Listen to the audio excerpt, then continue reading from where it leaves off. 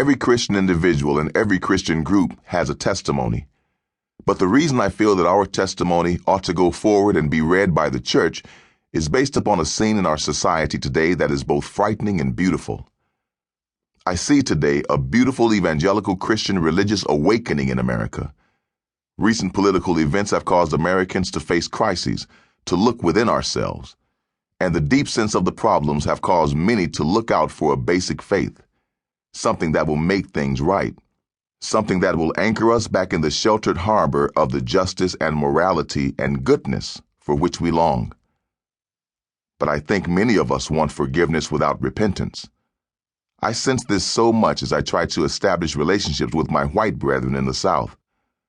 I find that they want my relationship, but they want more to quickly forget the brutality and the injustice that their people put upon many of us in the name of Christianity, and that's the frightening part. Ours is not a story of bitterness. It is a story of love and the triumphs of the God of love. But it is a story carved out of the realities of violence and poverty, ending not in some sugar-coated sense of brotherly love, but the deep conviction that only the power of Christ's crucifixion on the cross and the glory of his resurrection can heal the deep racial wounds in both black and white people in America. Unless we see the depth of our need, and unless we see the cross as the only answer, then we could see this wave of evangelical awakening someday turn into a wave of repression.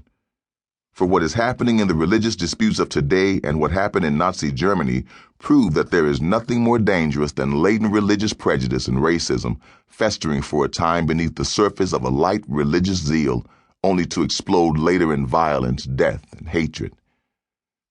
For someone to think that he can forget the brutality and injustice of a system because of some light revival in worship is self-deception. It will take more than that.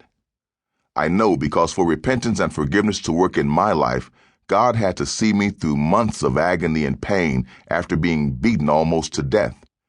The Lord had to lead me through a great time of soul searching, and it wasn't until I could look at Mississippi Highway Patrolman, fully uniformed and ready for service, and look at him without feeling a sense of bitterness, that I could really begin to relate my faith in a creative way to the task of reconciliation and evangelism. I have overcome that sense of bitterness in my own heart, even though it was caused by my enemy. God had to replace it with his love. So I find it hard to believe in forgiveness without deep repentance. Yet I believe that we are facing the same type of situation King Josiah faced and the nation of Israel. The rise of an evangelical faith corresponds to the rediscovering of the book of the law. We are rediscovering the truth of the gospel on a massive scale throughout our land. Now it is our decision whether we want to cover up our past or, following Josiah's example, allow the truth to penetrate our lives so that we can experience real healing in our land. See 2 Kings 22. This is my hope, a healing hope, that this book might be one small part of that process of reconciling people together through the real searching of our souls. John Perkins. I remember when it happened like it was yesterday, only it wasn't yesterday. It was summer 1946. The war was over, and it was cotton-picking time again in New Hebron. That summer of 1946 was a hot one, real hot, with a limp kind of heat that lay over the land like a blanket.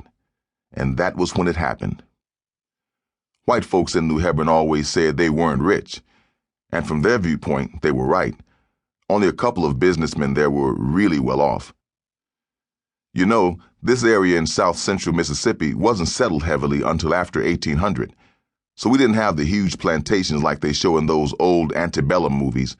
This wasn't rich bottomland, only rolling hills with small farms and smaller plantations.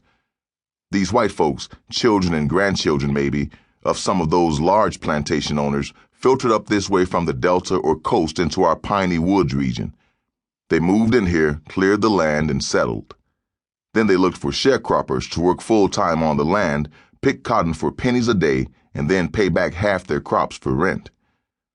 Though they were a heap better off than blacks, the way of life of local whites was modest enough that any change in the way things were was a personal threat to them.